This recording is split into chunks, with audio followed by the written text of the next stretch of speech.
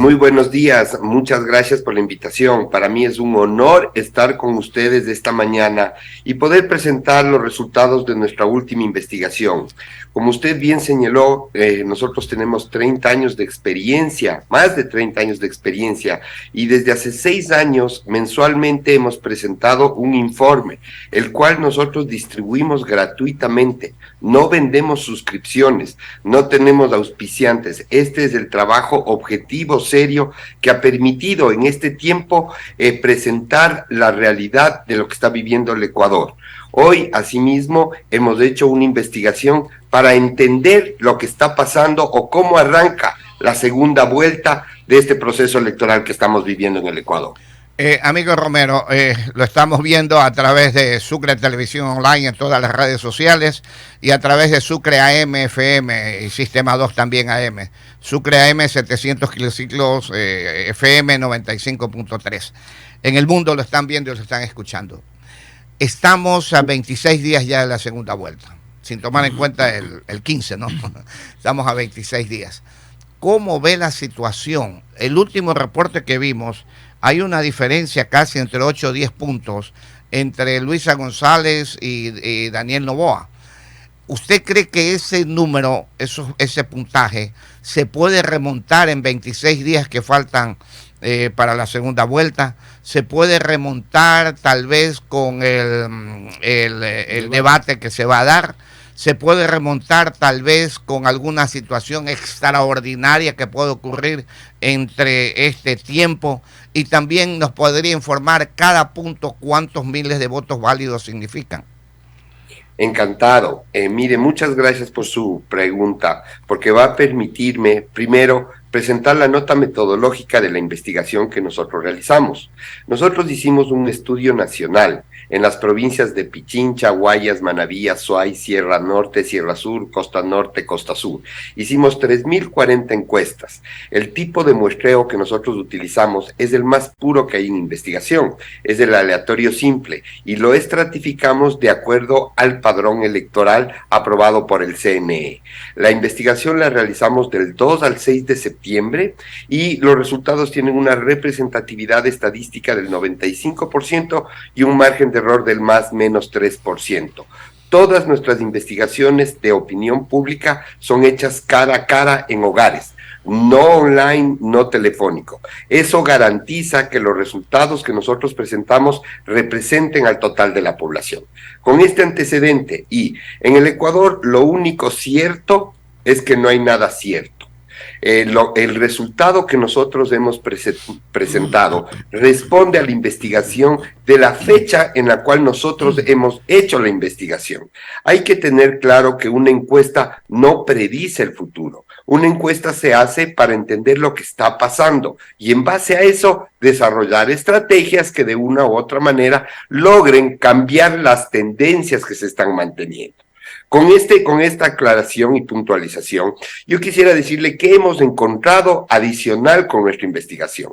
Nosotros, el Ecuador entero es testigo que los dos candidatos que pasan a la segunda vuelta lo hacen. Daniel Noboa con casi el 24% de votos válidos y Luisa González con el 34% de votos válidos. Así arranca esta segunda vuelta. En nuestra investigación, los resultados que obtienen son, en números cerrados, igual en votos válidos. Daniel Noboa tiene 55% y Luisa González tiene 45%. ¿Qué quiere decir? Primero, que hay una diferencia de 10 puntos. Segundo, que en quien ha seguido creciendo en esta segunda vuelta, o el que más ha crecido en esta segunda vuelta, es Daniel Noboa, que de casi 24 puntos crece a 55, y Luisa González también ha crecido.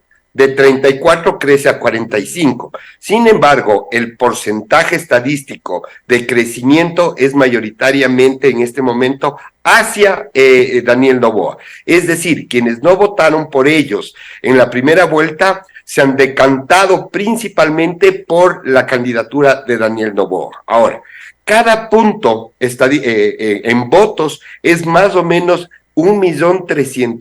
perdón, 130,000 votos. Es decir, la diferencia que existe hoy entre Daniel Noboa y Luisa González son 10 puntos. Uno diría, la elección está ganada, pero no es así. Estamos casi un poquito menos de un mes de la elección. Aquí hay un dato importante que quisiera compartir. A estas alturas, en la primera vuelta, teníamos más o menos un 50% de personas que no habían decidido por quién votar. Hoy tenemos, eso ha bajado, y tenemos un 32% de ecuatorianos que todavía no deciden por quién van a votar. Y esos, ahí está quién va a poner presidente. ¿Por qué hoy hay más decididos que en la primera vuelta? Es evidente que en la primera vuelta había 8 candidatos, era más difícil encontrar uno con el cual se alinee el electorado. Hoy, al tener 2 alternativas, o es el uno o es el otro, es un poco más fácil, y por eso vemos que el nivel de indecisión ha bajado considerablemente comparado con la primera vuelta. Ahora, de la experiencia que tenemos, este porcentaje de indecisos algo cambiará con el debate, pero hay que señalar que el debate va a ser determinante en esta segunda vuelta, a menos de que suceda algún hecho extraordinario, como usted bien mencionó. Pero de lo que se puede prever, el debate y las candidaturas están trabajando justamente para eso. Hemos visto en lo que va de la segunda vuelta cómo han presentado diferentes globos de ensayo a las diferentes estrategias que han querido implementar, pero han retrocedido. Lanzan una idea, ven que no tiene mucha acogida y regresan. ¿Esto qué está haciendo? Es decir, ellos están afinando las diferentes estrategias. ¿Para qué? A partir del debate, del desempeño que tengan los candidatos en el debate, eso les va a permitir consolidar o de alguna manera variar las tendencias que tenemos. Y realmente la elección se va a definir la última semana, como ha sido costumbre en el Ecuador. Llegamos al día de las elecciones, para que usted tenga una idea, con más o menos entre el 20 y el 25% del electorado indeciso. Es decir, hay un 20-25% que decide viendo la papeleta. Y aquí es importante mencionarle que las segundas vueltas, a diferencia de la primera vuelta, es diferente la tendencia. En la primera vuelta pasan a la segunda vuelta los que tuvieron mayor nivel de agrado. Quien va a ganar la presidencia es el que tiene menor nivel de rechazo. ¿Por qué? Porque hoy ya hay un grupo que apoya a un candidato, otro grupo que apoya al otro candidato. El día de la elección van a llegar los indecisos y van a decir, este me cae mal, pero este me cae menos mal, entonces voy a votar por este que me cae menos mal. Por eso se dice que las segundas vueltas ganan el que tienen menor nivel de rechazo. Y como le digo, hoy es como está hoy día la campaña, y estamos viviendo en campaña. Es evidente que los números pueden evolucionar hacia quien logre comunicar de mejor manera las soluciones que el elector está buscando de parte de los candidatos. Quien entienda y empatice directamente con el elector indeciso, yo creo que será el que se lleve y gane las elecciones. Don Francis Romero Cordero, director de Clip Report, compañía encuestadora política del país. Con todo lo que usted nos dice, hay una serie de preguntas. La primera, rapidito, el menor nivel de rechazo. ¿Cuál de los dos tiene menor nivel de rechazo, los dos candidatos, según los números de ustedes? La primera. Hoy Noboa. Noboa tiene menor nivel de rechazo hoy día. La segunda pregunta. Si hablamos de 130,000 votos cada punto, estamos hablando de 10 puntos. Estamos hablando de 1.130.000 votos de diferencia en este momento, ¿no es cierto? ¿Qué ocurre? Vamos a hablar de las curvas de los gráficos que conocemos definitivamente. Unos suben, otros bajan u otros se quedan. Llega un momento dado en que se puede cruzar y el de abajo sube al de arriba y el de arriba baja. En estos momentos, a nivel de ese tipo de curvas, ¿usted cree que en 26 días se pueda remontar 1.300.000 votos? Verá, tomando en cuenta lo que hemos vivido en esta segunda vuelta, yo creería que es muy difícil que se revierta la tendencia que se mantiene. ¿A qué me refiero? Como usted señala, 10 puntos son 1.300.000 votos. Bajar un punto, a ver, en una segunda vuelta, si bien la diferencia entre Noboa y González son 10 puntos, la realidad es que son 5 puntos. Porque si un candidato baja un punto, automáticamente el otro candidato sube un punto. Tiene una correlación directa. El incremento o decrecimiento del otro se beneficia o se perjudica directamente.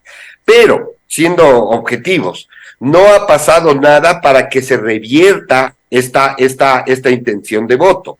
¿Qué puede pasar en las próximas semanas? Yo creo que no va a haber nada que mueva de una manera importante la intención de voto que tenemos en este momento. ¿Hasta cuándo? Hasta el día del debate. ¿Por qué es tan importante el debate? Porque históricamente el debate en el Ecuador ha sido importante. Recordemos lo que pasó entre León Febres Cordero y Rodrigo Borja. En el debate se definió la elección. Quien ganó el debate, León Febres Cordero, ganó la presidencia de la República. Un ejemplo más cercano, la elección entre Guillermo Lasso y Andrés Arauz. Usted recordará que estaban empatados técnicamente en los resultados.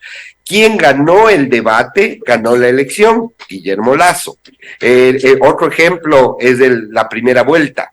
El debate presentó nuevas alternativas que se consolidaron en la votación del día domingo de la primera vuelta. Y es por ello que nosotros creemos y estamos seguros que el debate será el punto de inflexión en esta segunda vuelta. Y dependerá ya de los candidatos. Pero hay que tener claro el entorno, porque todo influye en una elección. Hay que tener claro que hoy día la percepción de la situación del país nunca ha estado tan mala. Encontramos que el 93% de ecuatorianos dice que la situación es mala. La problemática cuando se habla del país prevalece como problema nacional la inseguridad, la delincuencia, el narcotráfico, las vacunas. Esos son los principales problemas que tiene el país.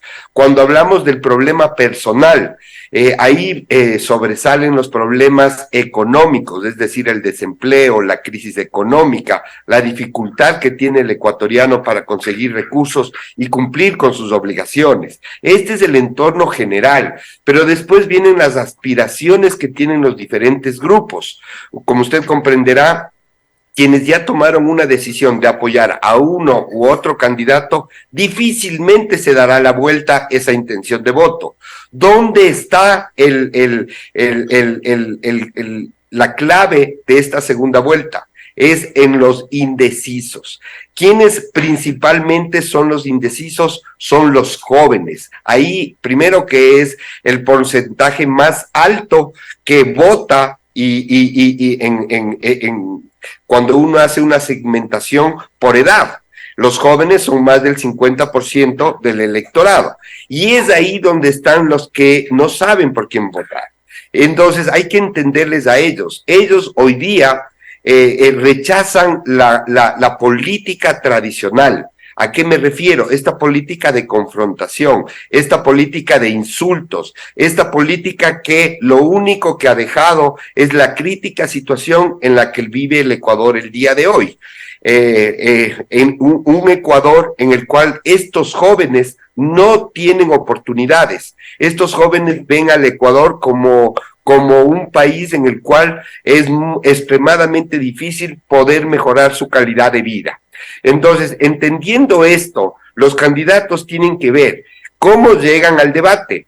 Y esta es una opinión personal. Si es que un candidato empieza a atacar al otro candidato, yo creo que no se va a ver bien para este segmento. Este segmento de jóvenes indecisos no quieren pelea, quieren soluciones, quieren que de alguna manera les generen oportunidades. ¿Para qué? Para mejorar su calidad de vida, para tener oportunidades, para realmente poder tener un trabajo, poder ir a la universidad y de alguna manera tener esperanzas de que el futuro va a ser mejor. El que entienda esto, sin duda alguna va a tener un mejor desempeño y podría ganar las elecciones en la segunda vuelta.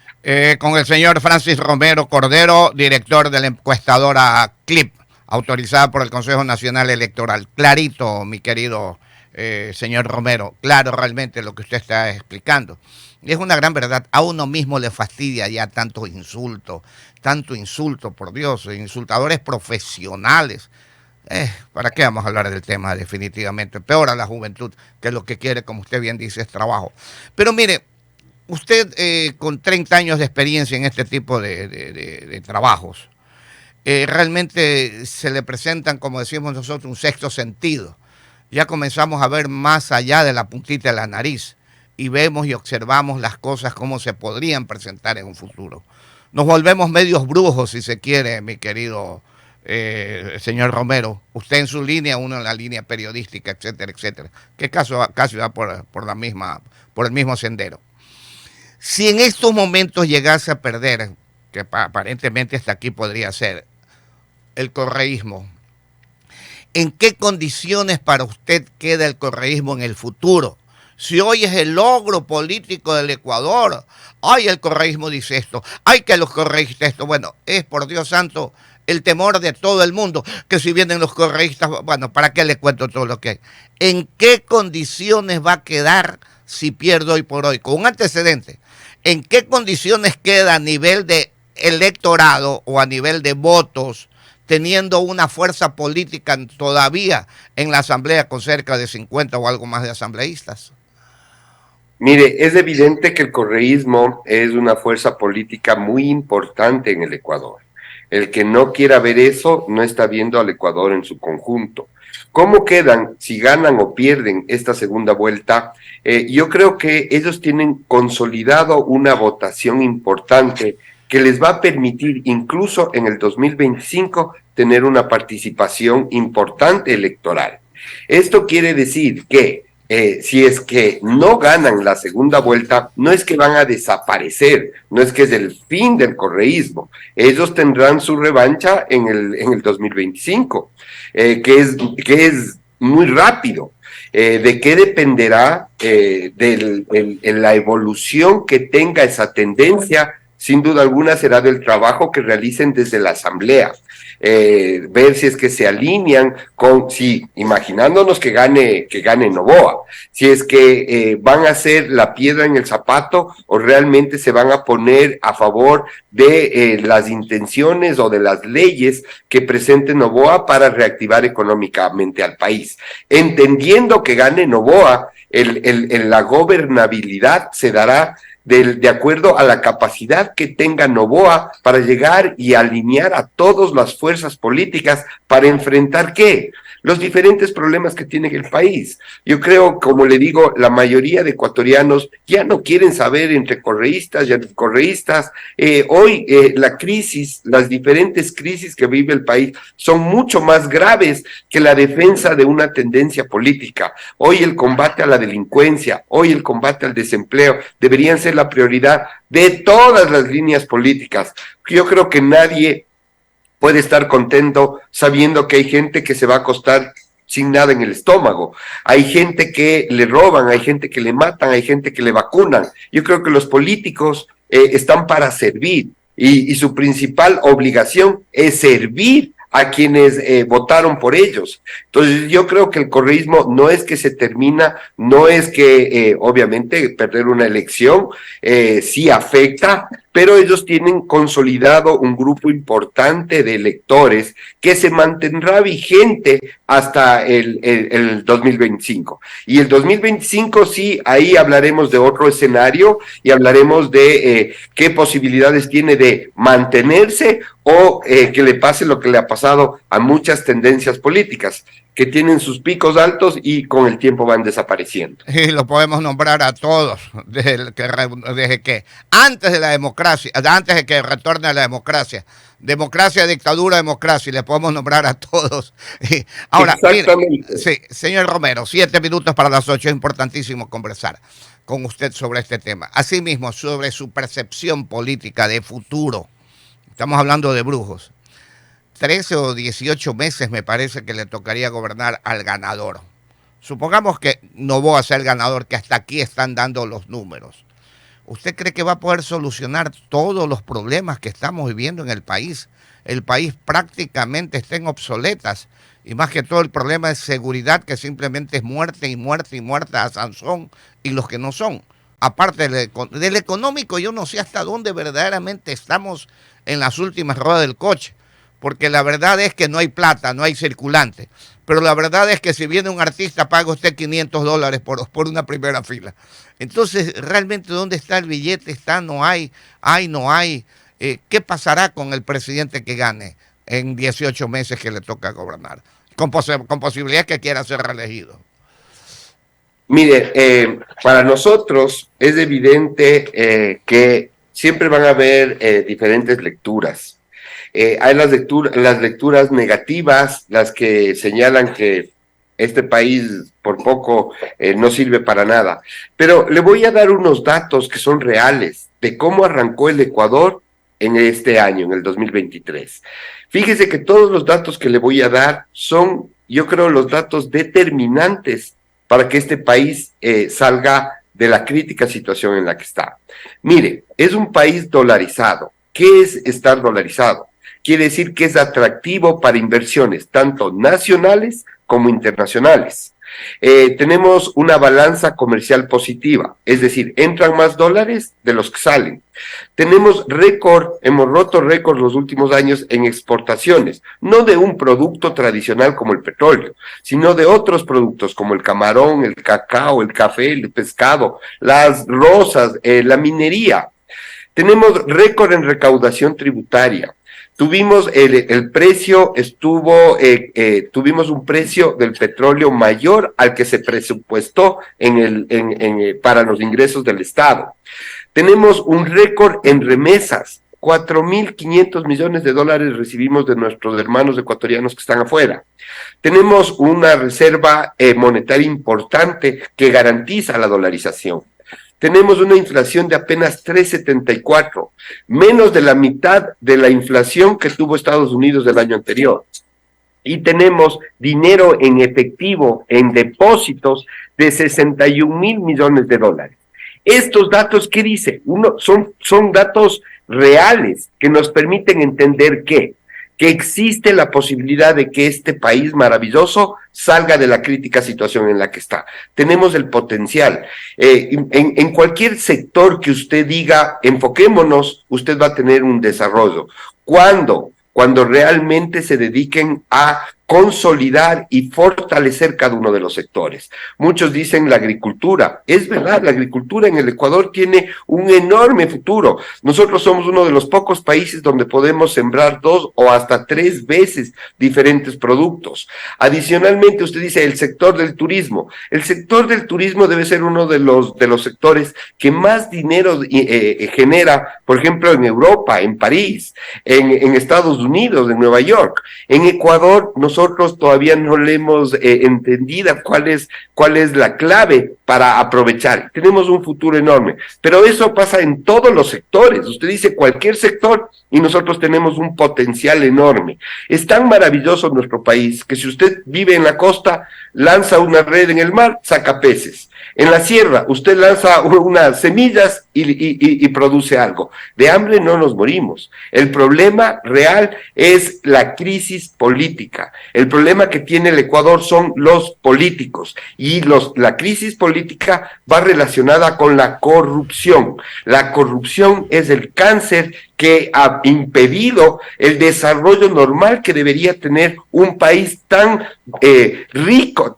rico en riquezas naturales, tan rico en la capacidad que tiene el ecuatoriano para trabajar y que lamentablemente no se ha logrado realmente activar para que nosotros seamos un ejemplo, no solo en América, sino en el mundo.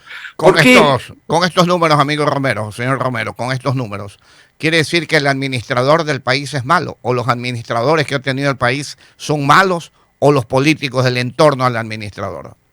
Sin duda son no malos, pésimos. Nosotros tenemos un Ferrari para manejar y el que maneja no sabe manejar. Entonces, ¿qué quiero decirle? Si llega Noboa y tiene la capacidad y se deja asesorar de gente que tenga experiencia, va a tener todos los recursos para hacerle andar al Ferrari, porque el Ecuador es un Ferrari, tenemos todo. Entonces es quien maneja, quien entiende que hay que poner un norte y alinearles a todos. Usted sabe que la riqueza genera riqueza, sí, el dinero genera dinero. Si el dinero está guardado, lamentablemente no genera riqueza. ¿Qué es lo que hay que hacer? Hay que motivar a las empresas ecuatorianas a que inviertan en el Ecuador. ¿A qué me refiero? Hay empresas importantísimas que no están en todo el Ecuador, están en 10 cantones, en 15 cantones, pero deberían estar en todos los cantones. El Estado, imagínese usted que el Estado garantice la infraestructura básica en todos los cantones, es decir, el desarrollo de agua potable, de alcantarillado, de vías. ¿Qué quiere decir eso? Eso quiere decir desarrollo, eso quiere decir trabajo. Paralelamente de usted implementar agua, luz, alcantarillado, vías, va a venir el desarrollo de las empresas que van a invertir en esas zonas. Entonces usted va a tener un crecimiento del Ecuador exponencialmente, cuando obviamente no se quiere beneficiar y utilizar los recursos para otros fines que no son los que deberían ser. ¿Qué es? El Estado tiene que garantizar el desarrollo de las zonas, dar la infraestructura básica y adicionalmente la seguridad, que son por ley, por la Constitución, obligaciones del Estado. Pero si usted ve como empresario privado que el Estado le está apostando realmente al Ecuador, usted va a sacar su dinero que tiene en el bolsillo. Lamentablemente el empresario ecuatoriano se hizo adicto a la inversión del gobierno, que por 10 años era el gobierno el que daba la plata. Mire, todos los economistas coinciden en una cosa: cuando un país está en crisis, es el gobierno el que tiene que empezar a inyectar dinero para reactivar la economía.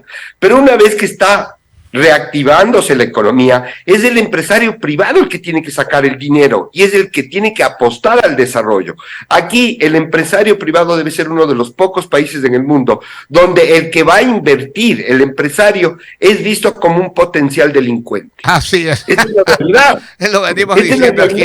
Aquí lo decimos constantemente. Usted que genera empleo puede ser un potencial delincuente. Imagínese cómo consiguen el desarrollo de un país. Es absurdo. Mire, pero esas cosas se pueden solucionar. El momento que usted destraba esas cosas, usted va a ver la cantidad de dinero que va a venir al Ecuador. Pero mi querido señor Romero, simplemente con una patadita de mosquito nos disparamos aquí en el país. Esa es una gran verdad. Así como nos hundimos, nos disparamos con una patadita de mosquito. La capacidad de 8-2, 8-2, 8-2. La capacidad de reacción que tenemos los ecuatorianos en el trabajo es increíble. Lo que usted dice es una gran verdad y estamos de acuerdo. Pero mire, el tiempo se nos viene cortito. El economista Osvaldo Calderón le tiene preguntas. Economista, 8-2, 8-2, 8-2 con el señor Francis Romero Cordero, director general de Clip Report. Gracias, licenciado. Señor Romero, ¿cómo le va? Buenos días. A propósito ¿Cómo de está? Buenos días, qué gusto. El gusto es nuestro, mi querido señor Romero. ¿Por qué esa percepción a propósito de lo último que usted enunciaba, señor Romero?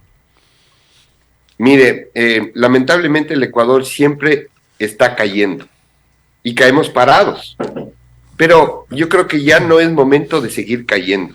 Yo creo que es momento de entender las bondades, los beneficios que tenemos y empezar realmente a sacar a este país de la muy mala situación que tenemos. ¿Y cómo lo hacemos? Tenemos que empezar a activar al sector privado, a los medios de comunicación. ¿Para qué? Para que nosotros realmente vigilemos que los recursos públicos que son sagrados se utilicen para inversión en desarrollo del Ecuador, no en regalar a grupos a grupos que tal vez en un momento están vulnerables, sino realmente en reactivar, en generar riqueza en el Ecuador. Una cosa es en un semáforo regalarle $1 a una persona que le está pidiendo caridad. Otra cosa es darle trabajo. Yo creo que la mayoría de ecuatorianos lo que está buscando es trabajo, no que le regalen $1. Usted denunciaba también una serie de indicadores que hablan de una posibilidad de mejoría de la economía ecuatoriana. ¿Es el momento entonces del sector privado? Mire, es un complemento. Hay que entender que no solo un sector puede sacar al país de la crisis en la que está. Es un complemento, tiene que ir en este momento que el país está pasando tan mal, tiene que el Estado empezar a hacer la inversión en infraestructura principalmente. ¿Para qué? Si yo quiero poner un clic en Tosagua, yo pueda poner un clic en Tosagua, pero si no tengo agua, no tengo alcantarizado, no tengo vías, ¿cómo pongo un clic en Tosagua? Entonces, eso es lo que se tiene que entender. Imagínense que estamos en el siglo XXI y la mayoría de cantones en la costa no tiene agua potable. O sea, ¿cómo es posible eso? Hoy deberíamos tener agua potable, infraestructura de alcantarizado, tendríamos que tener todo lo que el Estado tiene que garantizar que un cantón tenga. ¿Para qué? Para empezar a competir con las mismas capacidades con los otros países. Entonces, la inversión, usted sabe que la inversión no es que el Estado tiene que sacar. Usted sabe que una alcaldía puede acceder a créditos a 30, 50, 70 años. ¿Por qué? Porque las alcaldías van a estar siempre. El desarrollo que tiene que tener el Ecuador se basa en eso. El momento en que entiendan, vamos a tener el boom que tuvimos, por ejemplo, con la selección del Ecuador. Nosotros no clasificábamos a un mundial. Cuando entendieron que es mejor negocio trabajar, clasificar a un mundial, mire, todo salió, nos ha salido muy bien. Lo mismo va a pasar con la economía. El momento que entiendan que en vez de llevarse la plata y beneficiar a 4 amigos con contratos, y entiendan que hay que invertir en todas las zonas del Ecuador, el Ecuador va a ser realmente, va a empezar a crecer y a cambiar la triste realidad que hemos vivido desde que regresamos a la democracia. Y siempre hablamos del aspecto político con las instituciones de control que son un verdadero desastre, ¿no?, en nuestro país, porque todo lo que usted menciona, si existieran instituciones de control totalmente independientes, el panorama fuera completamente distinto. Retomo el aspecto electoral. Usted decía que el 32% de indecisos hay en estos momentos de cara a la segunda vuelta electoral. De ese 32% de indecisos, ¿cuántos corresponden al grupo de los jóvenes? Si usted ha podido testear aquello. Mire, nosotros haciendo el cruce, vemos que del 32% de indecisos, el 60% son menores de 35 años. Por eso le decía, quien va a poner presidente es el segmento joven. Este segmento joven que está harto del político peleón, del político que lo único que hace es tratar de desmerecer a su contrincante, y lo que está buscando son soluciones. En pocas palabras, el que le diga a este segmento joven, pero este segmento joven va de 16 a 35 años, y eso hay que entender, pero es de ese segmento el que va a poner presidente en la segunda vuelta. ¿Qué dicen los electores de cara a las fortalezas y debilidades, si se puede enunciar rápidamente, de las dos candidaturas? Mire, nosotros, y esto yo soy completamente franco, no hemos evaluado cuáles son los atributos cuantitativamente que tiene cada uno de los candidatos, pero obviamente lo que hemos podido analizar es en grupos focales, y en grupos focales no es un dato que representa al total de la población, por eso yo lo aclaro. Cuando hablamos de las fortalezas que tiene cada uno de los candidatos, nos han mencionado lo siguiente. A ver, fortalezas de Luisa González, obviamente que es leal a Rafael Correa. ¿Por qué dicen esto de leal a Rafael Correa? Porque esa corriente política ha sufrido traiciones a lo largo desde que Rafael Correa dejó el poder. Adicionalmente, ven que es una mujer que está capacitada para gobernar y que va a trabajar conjuntamente con Rafael Correa. Esos son los atributos positivos que han salido en la investigación cualitativa que nosotros hemos hecho. Con relación a Daniel Noboa, sale que es un líder, sale que él es el que va a gobernar, sale que es inteligente, que es preparado. Las mujeres dicen que es bien parecido, tiene muchos más atributos que si comparamos en número con relación a Luisa González. Y lo que más sobresale es la capacidad y el liderazgo que él está proyectando en los diferentes segmentos del electorado. Haciendo un comparativo, quien ha logrado posicionar de mejor manera sus atributos personales en lo que va de la segunda vuelta es Daniel Noboa. Y la diferencia se da en que la candidatura de Luisa González ha tenido, creería, o sea, para ponerlo suave, algunos resbalones. Tuvo un modelo de campaña en la primera vuelta. En la segunda vuelta ha intentado diferentes enfoques, incluso uno casi similar a Daniel Noboa, que es el que está teniendo efecto positivo en el electorado hacia Daniel Noboa. Es decir, ser joven, estar en redes sociales, tener un discurso directo. Luisa González incluso se puso el chaleco para estar más o menos similar a Daniel Noboa y pelear en el mismo campo electoral, que es en los jóvenes. Pero no tuvo el efecto que me imagino que creían que debía tener, y han tratado de cambiarle y ponerle como con más liderazgo, porque lo que sí se logra identificar negativamente en la campaña de Luisa González es que, en pocas palabras, ella va a hacer lo que Rafael Correa le diga que haga. Mientras que el candidato Daniel Noboa es él el que toma las decisiones. Entonces ahí viene esta diferencia entre tener una persona que sea leal y cumpla las órdenes de Rafael Correa, o tener un candidato que haga lo que cree que es conveniente hacer en la situación en la que está el Ecuador en estos momentos. Ok, mi querido amigo Romero, realmente ha sido importantísimo conversar con usted. Tenemos muchas más preguntas, pero el tiempo ya se nos vino corto, y le damos en las últimas palabras al señor Francis Romero Cordero, director general de Clip Report. Señor Romero. Mire, yo quiero agradecerles a ustedes por la oportunidad. Como le dije, para mí es un honor haber estado esta mañana con ustedes, y lo único que quisiera decir es que hoy tenemos una oportunidad de empezar un nuevo Ecuador. Gane quien gane, si gana González o si gana Noboa, creo que ellos tienen la gran responsabilidad de entender que el Ecuador no es los unos contra los otros, sino todos somos ecuatorianos y todos tenemos que tener las mismas oportunidades en un país tan maravilloso como es el nuestro.